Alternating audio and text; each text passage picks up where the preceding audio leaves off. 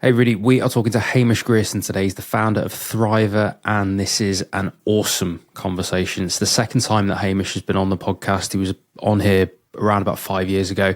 So we're talking about everything that he has been up to with Thriva from about 5 years ago to now. We talked about the pandemic. They won a huge contract in the pandemic, which allowed them to obviously grow their company and do some epic stuff. But we also talked about all the things that make up why Thriva is the best, how to actually think about growing this type of company, the 3 things you should care about in the journey when doing a home diagnostics or home blood testing company, all about clinical governance. Did you know they got a medical device as well, a genuine software as a medical device, regulated to help them with their tech stack?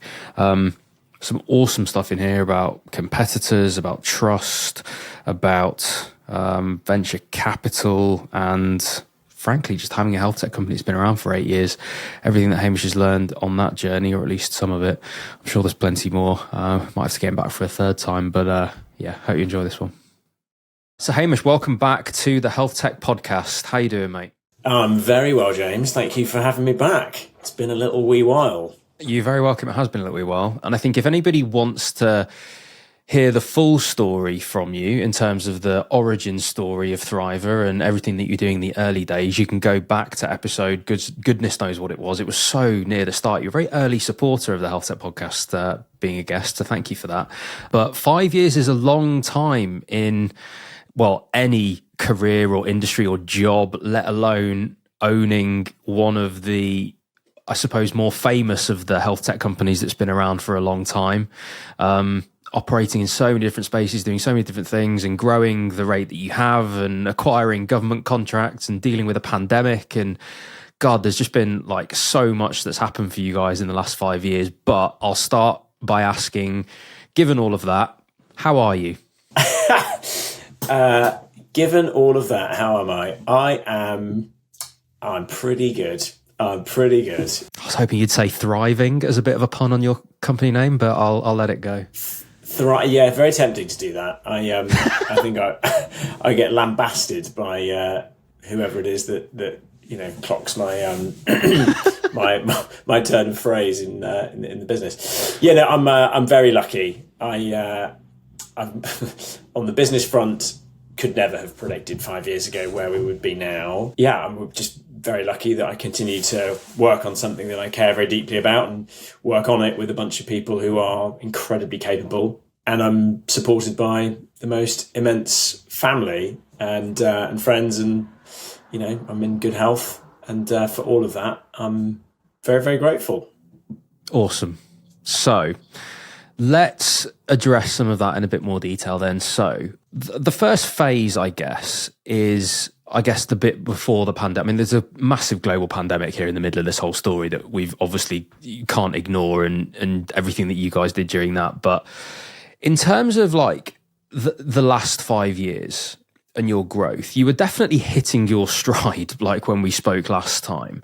But what's that growth phase been like for you? Like where do you think you were at last time, if you can remember when we spoke, and like what was that bit like? We can deal with the pandemic in a little bit, but like, I don't know, some of the challenges, because the reason I ask as well is like, I don't think there have been many companies like yours that were at least, in part B2C and utilizing new technology like you were, and almost sort of bringing a market to the table of like at-home blood testing and this whole like optimization of health stuff. You were sort of almost before your time.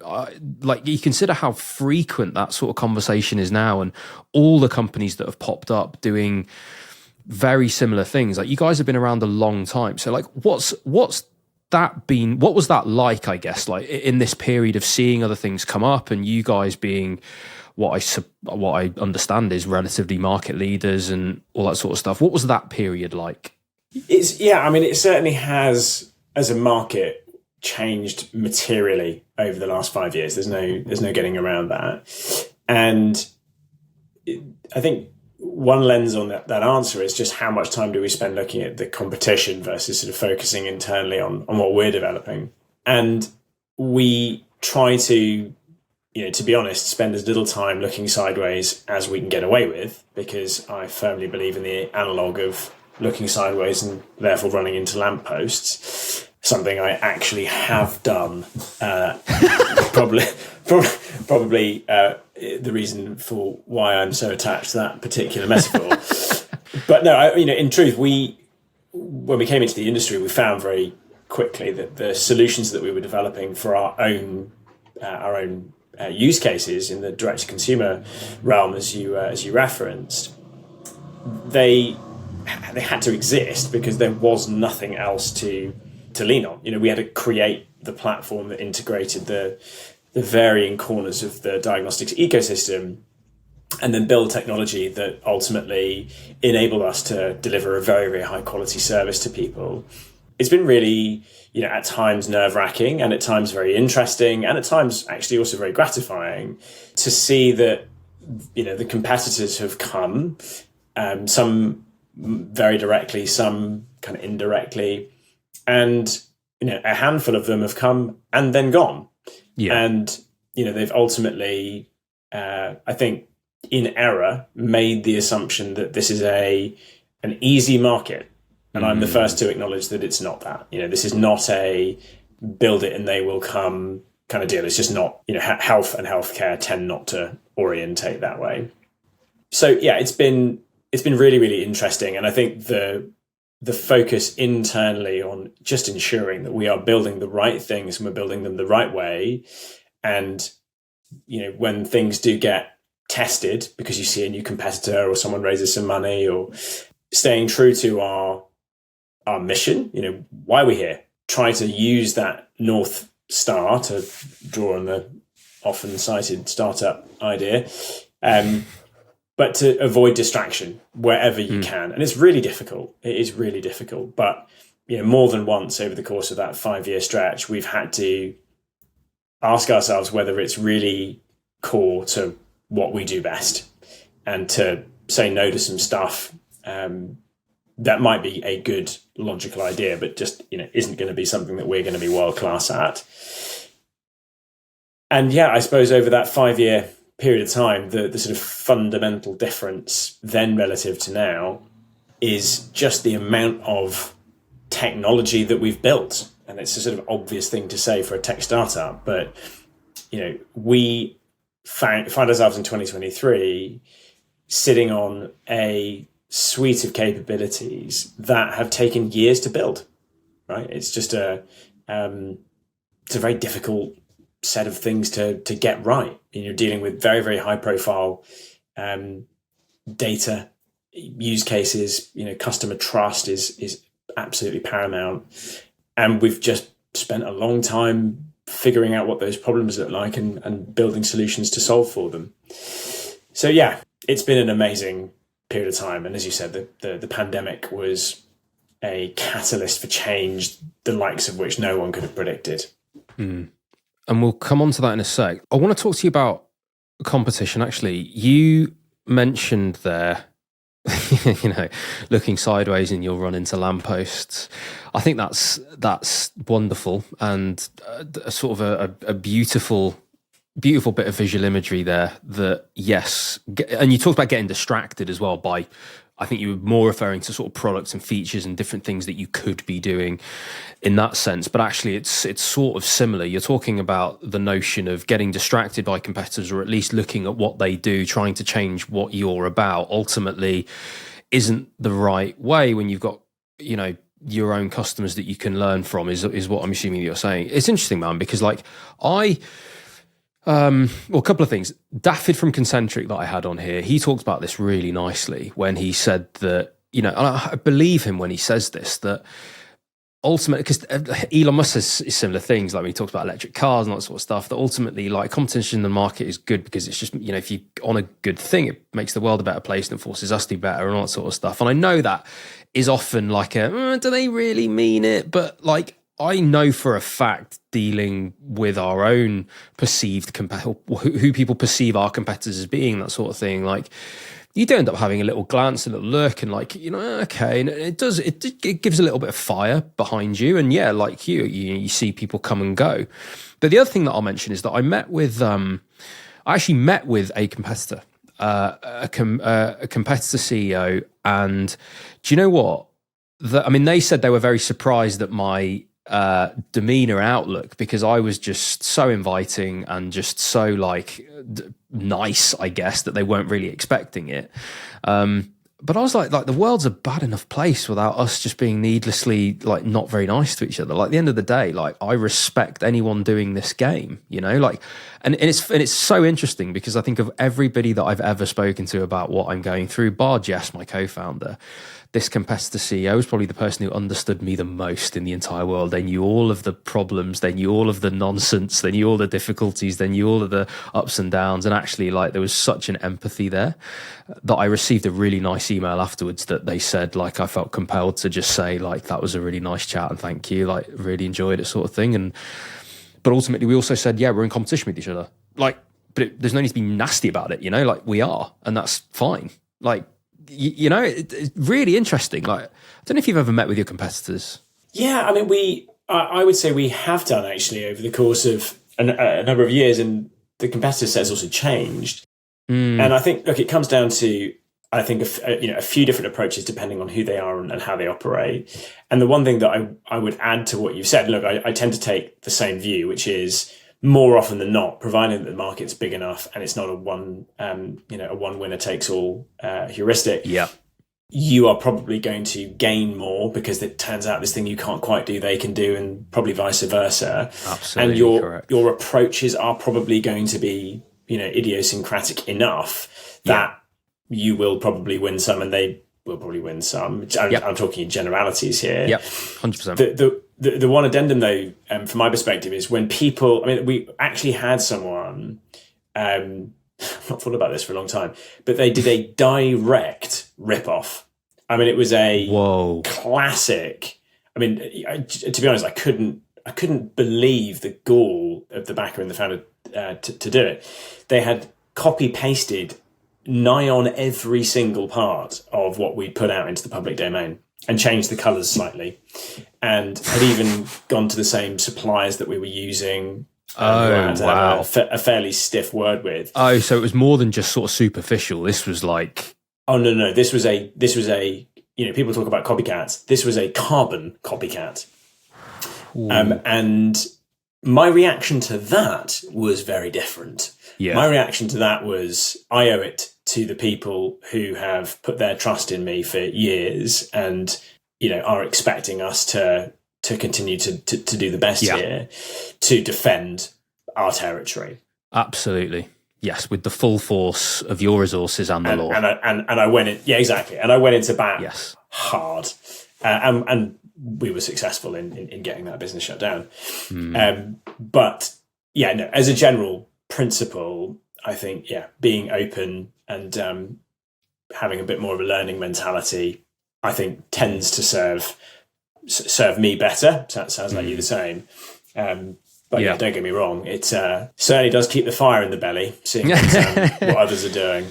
Yes, it does. And as you say, I think that's a good thing. The other thing you mentioned there, you've built a load of new technology in the last 5 years. For someone who might not completely understand what technology is actually needed behind the scenes of what you're doing, what is that technology and how is all of that technology helping Thriva run as a business?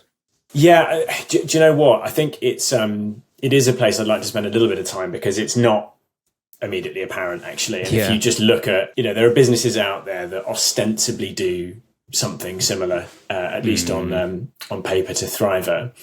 And to answer the question, or to cover the topic a little, it's important probably just to jump forward a touch to 2023. So we still have the direct-to-consumer brand on thriva.co, but we also have, and it's a very big part of what we focus on, Thriva Solutions, which is where we power third parties who themselves need access to a solution, and that solution is often very different, for remote or multi-channel diagnostics.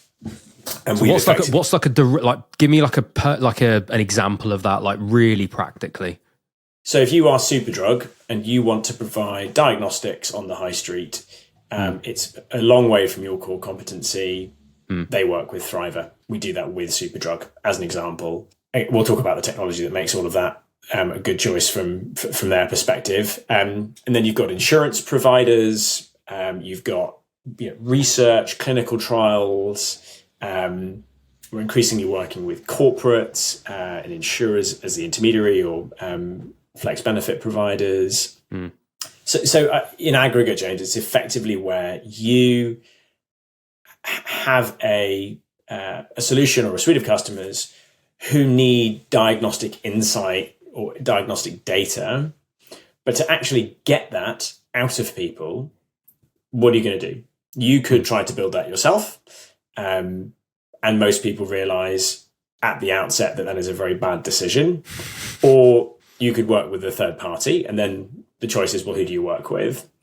And the reason that I'm very proud of what we've built is I can say, head held high, that we have built the best platform in this market in totality. Certainly within Europe, there are, I think, actually some very good platforms in, one in particular in North America. But I think ours in the European side is just head and shoulders above the pack.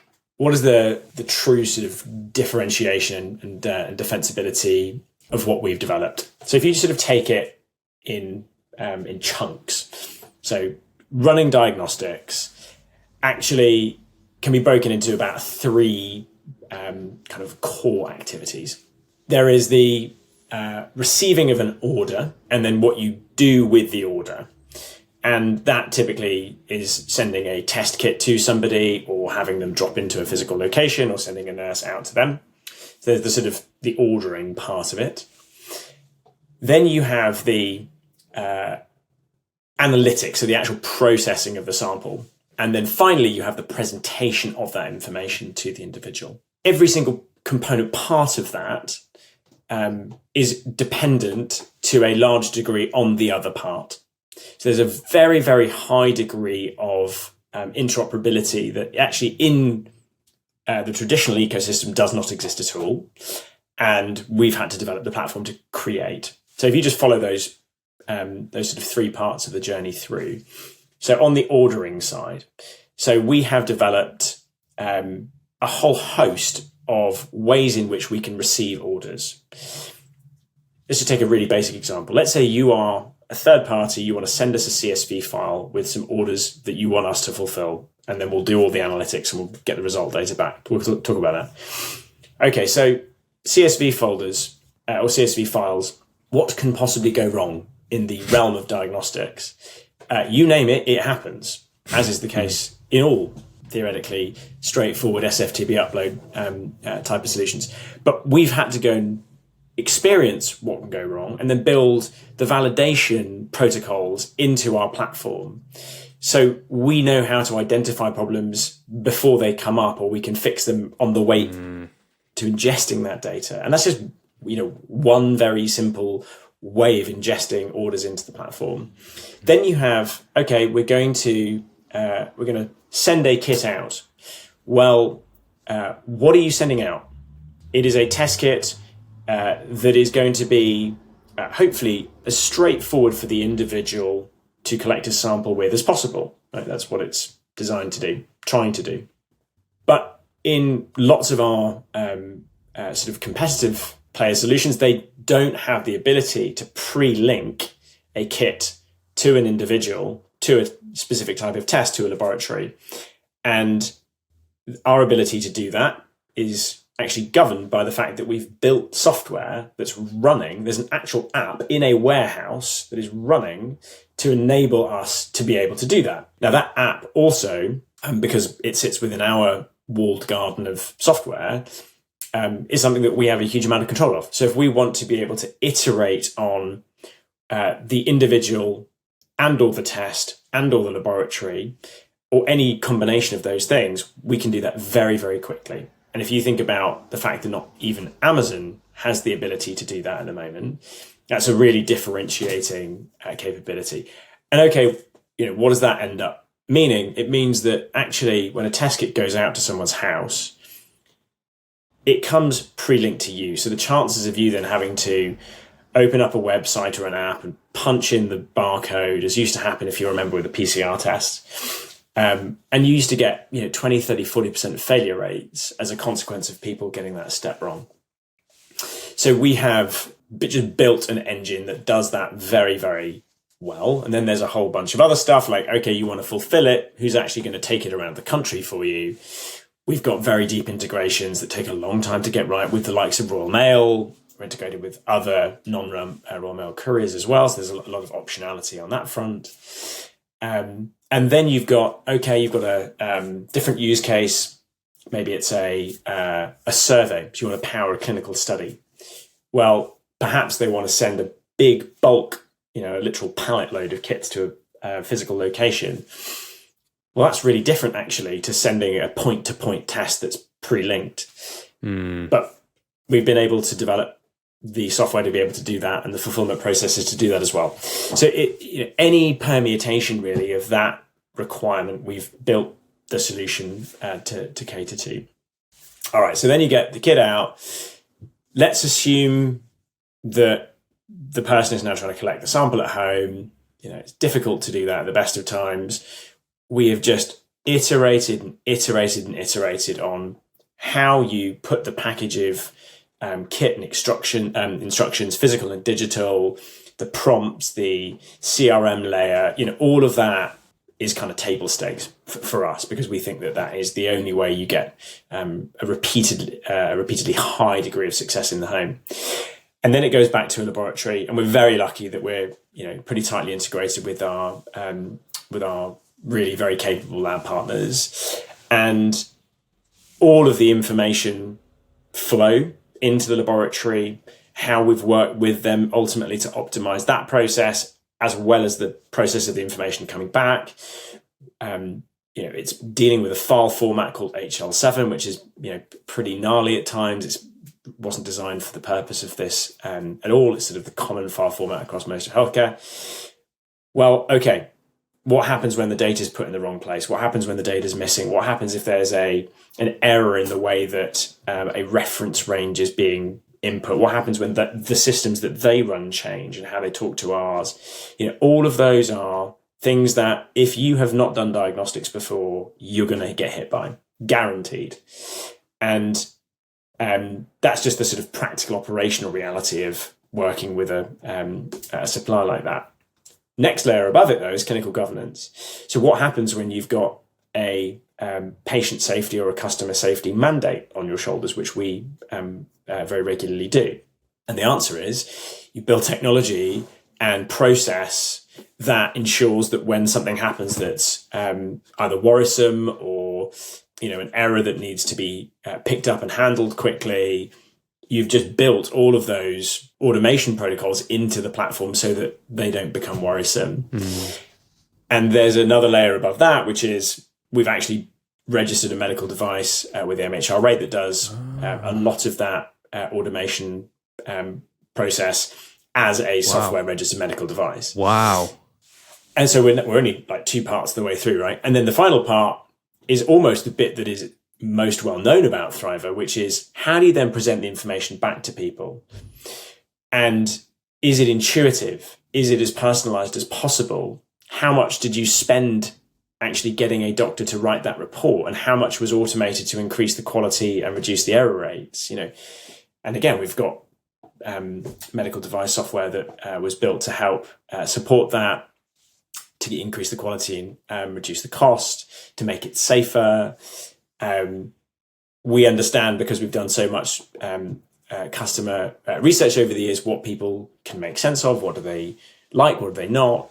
So the sort of information layer that makes sense of that diagnostic data, I think we've got a very, very strong handle on.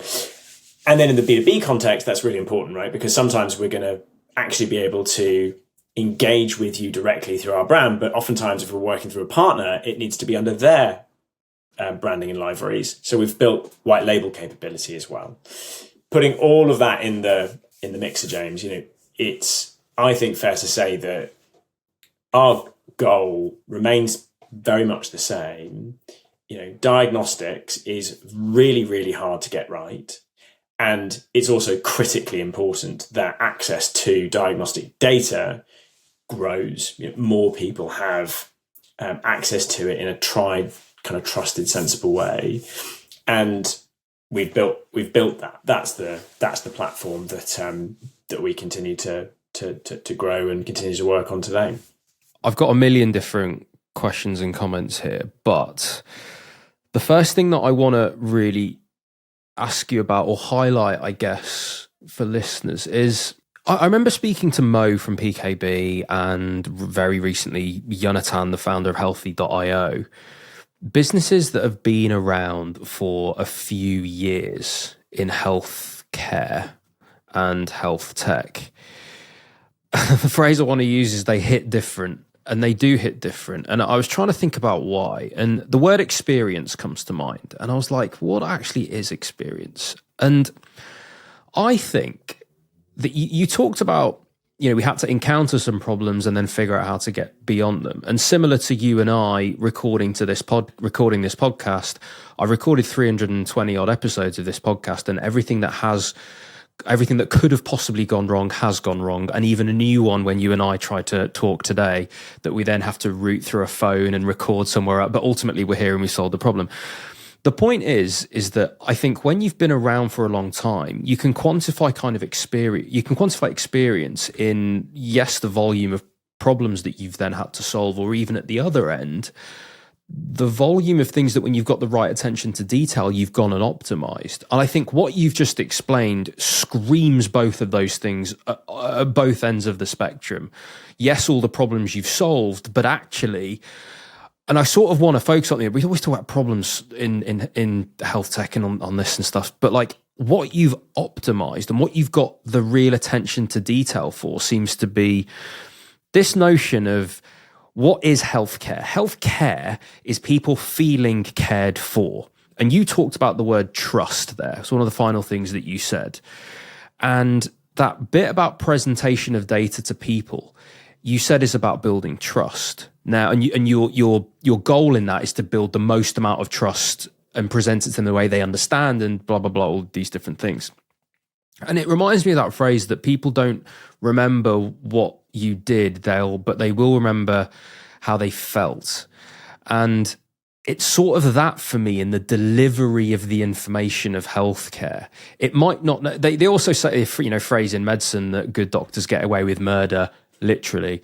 Like it's sort of, it matters massively how you deliver information to people. And I'm sure you're aware of that being an entire almost science of its own and getting that right. But to bring this full circle to what I was talking about and comment on your answer there, is that when you talked about those three different steps, this isn't a simple process. This isn't whacking something in the mail and then sending it to a lab and then giving people the results somehow on an app. I'll figure that out later. We'll get a UX designer to sort it for us.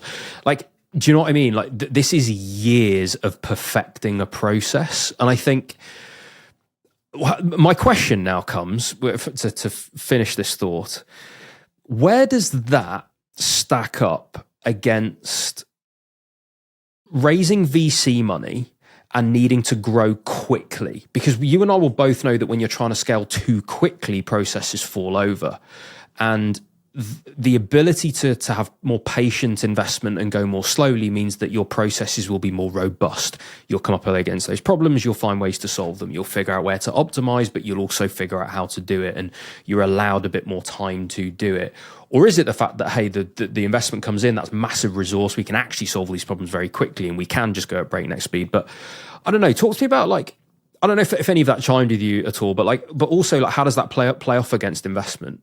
Yeah, no, it does. I mean, I think the one helpful thing that Theranos did, we did plenty of unhelpful things.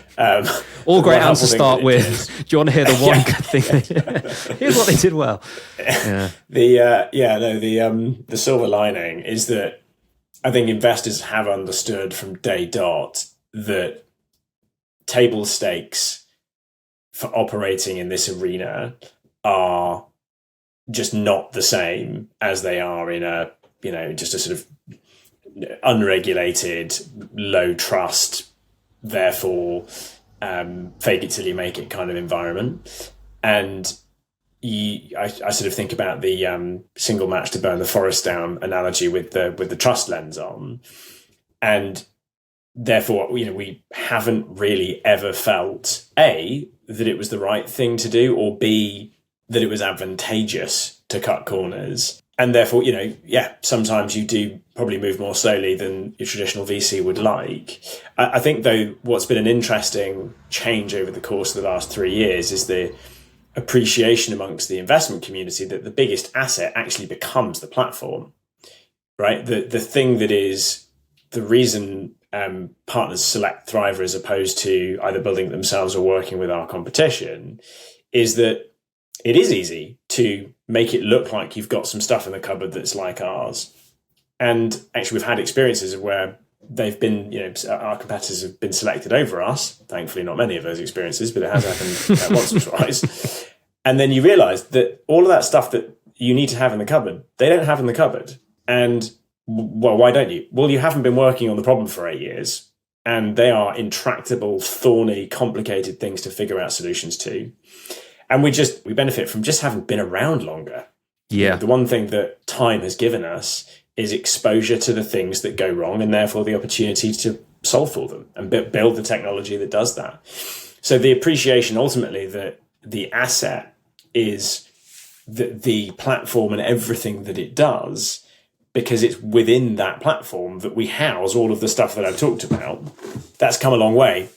I also have to acknowledge the role of the pandemic in all of this, because two things are true. One, we got to effectively prove that the platform could handle phenomenal scale pretty much overnight as a consequence of us powering the Department of Health's at-home antibody program. And two, that diagnostics and the importance of having diagnostic data just changed forever over the course of the first couple of years of the pandemic. And with that, a number of organizations have come to see the value in baking a consumer or a participant or a patient friendly diagnostic solution into the core of what they do. And thankfully that makes us a very, very useful partner for them. Yes, the pandemic. What a time to have a company that did what you guys do. I know that we've so many episodes on the pandemic and things that have happened, but still relatively defining for you for reasons that we talked about off air. But I'm wondering how much you want to share on here about, what that contract or, what that did for you as a company, and sort of how did you deal with this massive amount of business that just came in? And I guess just the practical question, what does that mean for your sort of growth journey? And can you hire against that money knowing it's a single contract and it will end? Or how do you figure out how to grow and scale with something as anomalous as a massive government contract that sort of changes everything? What's that like? It's hard is the short answer. It's really complicated, really, really complicated. I mean, look, in answer to what did it mean? What does it mean? I mean, without any shadow of a doubt, if you had decided that you were going to get into sort of B2B and powering third parties, you might decide that in 5 or 10 years you'd like to power a national program, tens of thousands of tests a day. That would be like your pinnacle point. And instead, it was one of the first things that we did.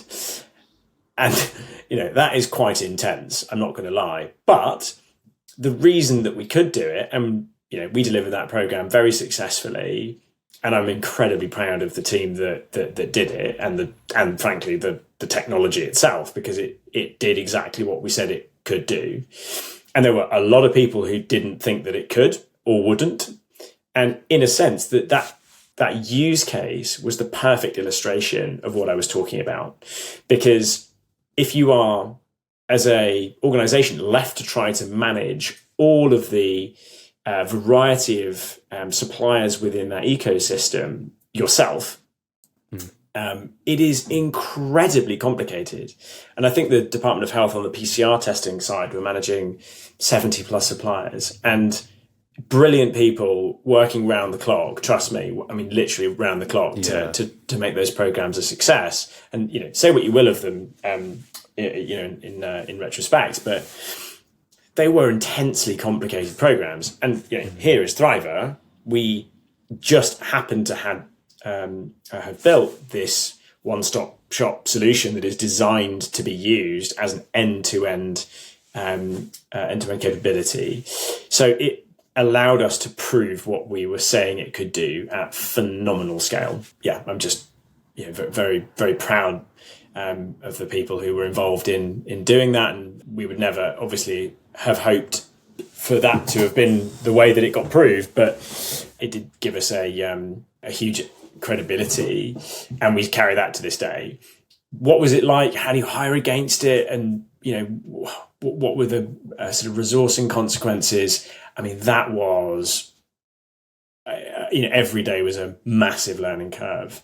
And we have, you know, we scaled up and we've scaled down a bit, knowing that some of the complexity as those programs concluded kind of washed out with the programs, and we were in effect able to get back to BAU in a sort of slightly more obvious sense.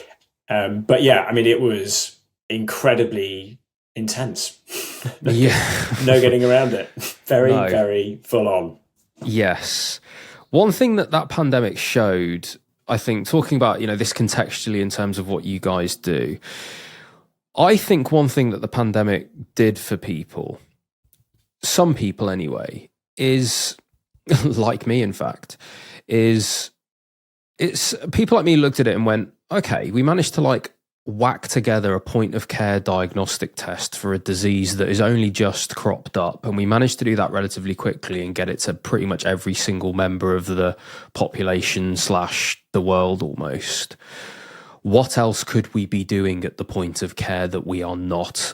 How can healthcare be made way better by just doing more of this that's clearly possible technologically? And I can accept, you know, some corners were cut in the route to getting it to market and regulation and, you know, all these different things. Did the same with telemedicine, the scale of that and blah, blah. But the point I'm trying to make is, if we're able to create these devices now that can do these point of care tests, then what else could we be doing that we're not, that would improve healthcare quite significantly? Now, perhaps the answer is somewhere in the detail here of like, look, there are bigger problems to solve than a bedside test that, you know, tells you whether you got a common cold or not, or right, whatever. But I don't know. What's your opinion on this? Like, has the market shifted at all? Like, are more people looking for more point of care stuff? Has demand for that in other areas gone up? Like, how do you see this playing out, and where do you see the Thriva position in this as we go into a new future with this potentially?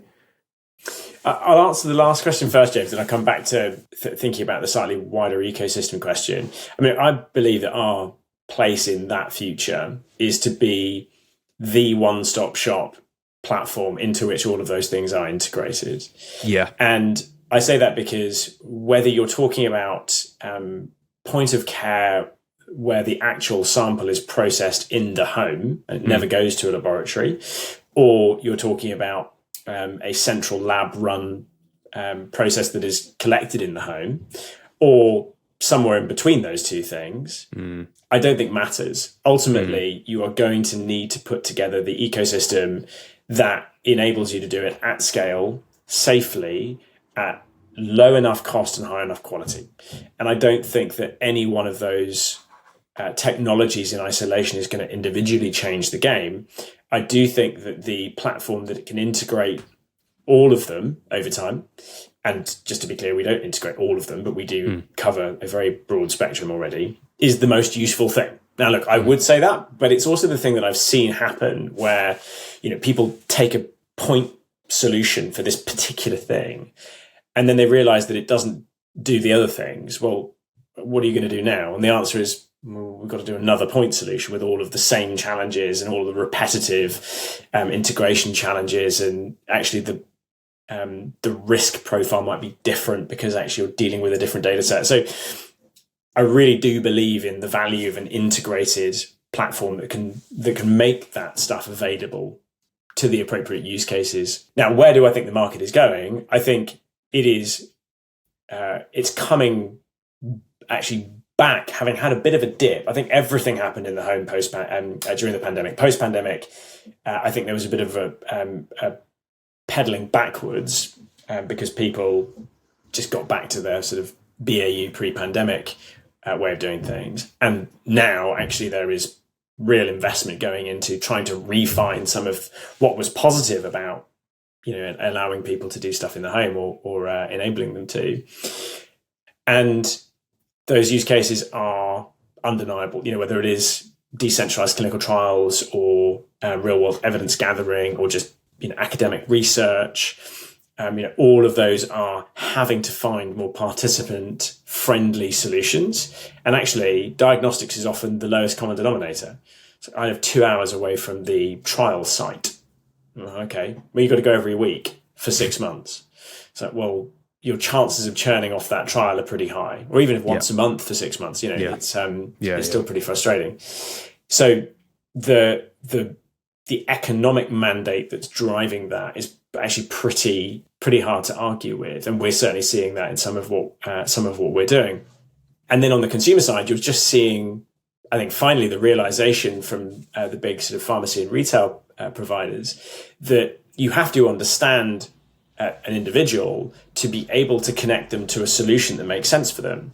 And as pharmacy starts to pick up some of what was previously done by primary care by necessity, because primary care is so under pressure, diagnostics is going to continue to be a really important part of that ecosystem, even if it's out of primary care, right? So how do you, for example, engage with a telemedicine consultation provided by a pharmacy without the diagnostic also being able to happen in the home as appropriate?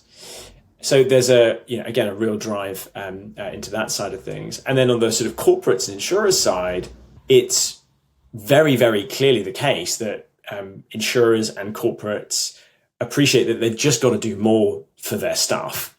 Now, whether you take the view that that's happening because there's a concern around what access the NHS is able to provide, or it's simply because people are in a more competitive jobs environment and they're having to invest more in the benefits and perks that they provide, it kind of doesn't matter. It's just very evident that the preventative, personalized, keep people well and be there for them as an employer, I don't think that agenda has ever been as far forward as it is today, and that's only going in one direction.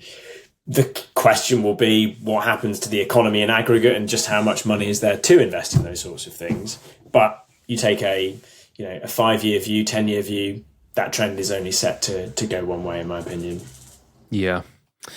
It's so interesting, man. I think the businesses like yours, right?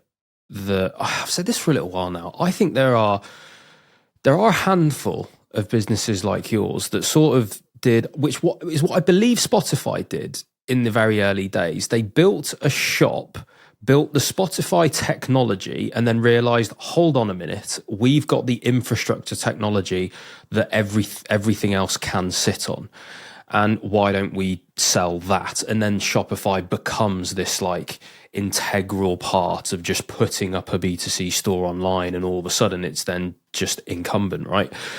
There are a handful of businesses like yours that are doing this kind of infrastructure play, this deep infrastructure that changes everything. And I've talked about, I don't want to bore people on this podcast, but I've talked about this a couple of times, that I believe that there is a technology frontier of the AI and machine learning and large language model people, and they're pushing frontiers and boundaries and quantum computing, and the technology frontier of what we're capable of in humanity is just rapidly increasing and going that way. But way behind it, there's an adoption frontier of what's actually adoptable and possible. And that isn't moving as quickly forwards.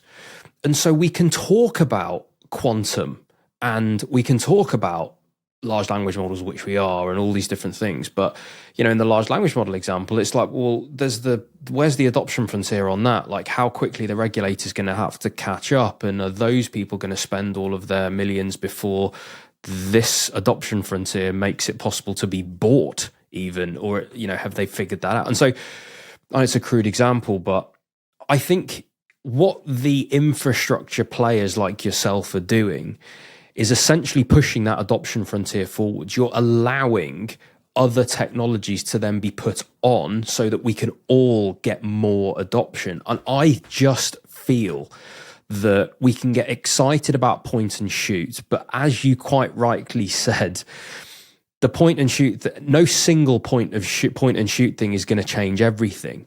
Caveated by it might change everything for a small group of patients or a relatively large group of patients or whatever. So it is still important. I'm not trying to say it's not.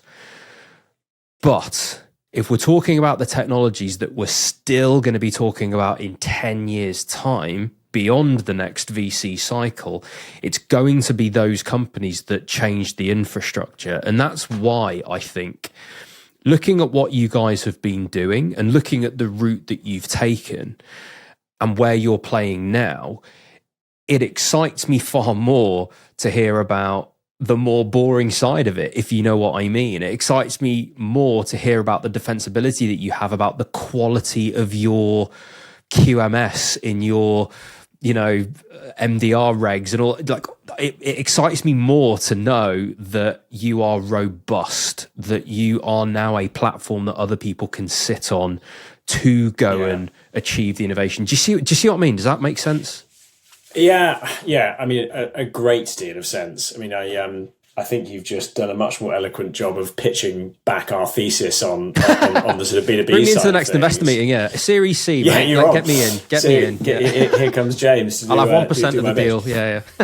You're on. Yeah, look, I think the reason that it's true is actually profoundly simple, which is that you've got to, certainly for as long as, that the timeline that you've talked about can be contemplated by 10 years or so, you're going to have to get wet stuff out of humans to be analysed, right? Everything about that process is fraught with challenges. Yep. It's either done in a real world environment at much higher cost, or it's done in an unsupervised at-home environment at much lower cost. But every component part of that experience is challenged by the need for all of the stuff that we talked about. It's common amongst all of those different use cases. And as you rightly say, it's not to do down any one individual solution. It's just to recognize that one individual solution is highly unlikely to displace everything else. This is the thing. Great. You've built the blood-based analytics platform that replaces the current methods of analysis. So what are you doing on genomics? How's your microbiome game? They're all so individually complex that the chances of one of them solving all of the problems, I think, runs close to zero. Hence, how do you do the thing that has to happen, which is to expand access? How do you get more diagnostic data into the world? i.e., how do you help more people to know what's really going on inside their bodies more of the time, whether they are a patient in recovery or pre-op or post-op or someone who's just trying to stay out of the operating theatre in the first place? How do you do that? You've got to have better data. And to then tie that to what you were saying about the massive excitement, and rightly so, around the technology advancements in the LLM and quantum space. But you're still going to need the data. You certainly, until we're swallowing live readout microsensors that tell us stuff that is the realm of science fiction. Do you know something I don't there, Hamish? That sounds great. I don't, James, or rather I do. I do know that it's not coming anytime soon.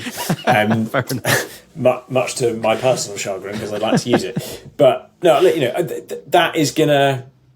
That being the big processing capabilities, they're going to be reliant on having better data to be able to inform inform the insights that they provide.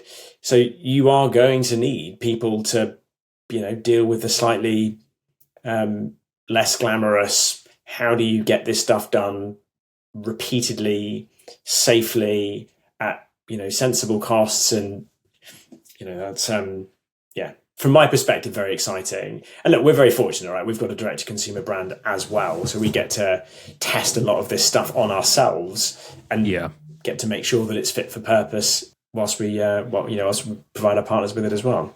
What is next for you guys? What are you working on that is exciting to you, or like what's the next phase? Like tell me about the next few months. What's coming next? And we've got a couple of big partner launches that will hopefully make some waves. Just us sort of getting tighter into a couple of the verticals that we talked about. From a product and technology perspective, a lot of it is just the continuation of our roadmap. So you'll see things like, easier ways to collect samples coming through. You'll see us being able to get a partner who wants to do this turned on very, very quickly. So our ramp up time, I think, is probably still best in class, but we want to get it down by 75%. And actually, how do you do that? So if you're a startup who wants to get into diagnostic data because you're going to use it for something, how fast actually from first conversation to you as the partner realizing the value of this solution, there are some quite specific pieces of technology, again, that will enable you to get going more quickly. Some of that's white label, some of it's just really unglamorous contract process and regulation protocol and all that. This is real, mate. This is the reality. Stuff. Yeah. No, it really is. It really is. So there's all of that going on. And then on the D2C side, we're starting to very deliberately lean on what we think is a sort of a slightly new consumer awareness. That is to say, an increasing number of people are increasingly aware of this stuff. And it's the sort of Peter Attia, Horseman of the Apocalypse, longevity, but for us, framed in the context of health span. So how much of your years do you actually get to live in good years as opposed to just tacking more on? Love that. And I think there's a real, I love the fact that it's happening because I care about it in my personal life. I try to do a lot of the stuff that, is going to give me lots of years of good life. There's a much bigger group of people, I think, who are now starting to think in those terms, talk in those terms, and engage in products that help them to do that. And we're starting to experiment in the direct-to-consumer side with how we can help those people as well. Awesome. So, yeah. Mate, it's been an absolute pleasure. Thanks so much for coming on. I think, I just really enjoy catching up with you, mate. I think, as I say, I've liked Thriva for ages. Like since you came on the first time, obviously followed you ever since, and I think everything that you guys have done. I like the way that you communicate, and your style tells me or gives me a lot of positive signals that you're a good leader. And actually, you're very genuine in the way that you communicate, and I feel like I understand what the business feels like a reflection of that. It feels like a reflection of you in that sort of honesty of what you're actually trying to achieve. I like that. And I know that you and I have spoken not just on this podcast before, and I feel exactly the same from those conversations too, that I feel like Thriva is somewhere where I'd like to work if all goes wrong with SomX. So you may get a knock on the door, mate. That's very kind, James. That's really kind. I can take very, very little credit for that. In reality, it's 70, 80 people working their backsides off to make everything we do a reality. And it is I think an amazing place to work, but I would say that I'm incredibly biased and consider myself very lucky that I get to work there as well. Thanks for having me on. As you rightly say, it's always a very enjoyable chat and a great way to spend an hour. So You're very thanks, welcome, James. sir. You're very welcome. If people want to learn more about Thriva or yourself, what's the best way for them to do so? So Thriva, the D2C brand is thriva.co.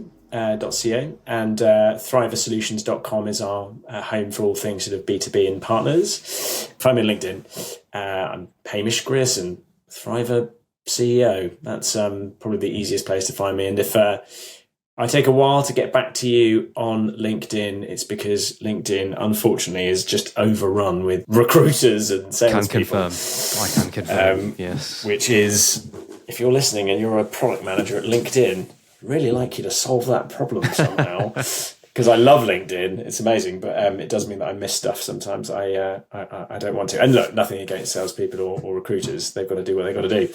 Just makes the platform a bit tricky to navigate. Anyway, sorry, that's me. That's where you can find me. Cool. Appreciate you, Hamish. Thanks for coming on, mate. Really appreciate the time. Thanks, James.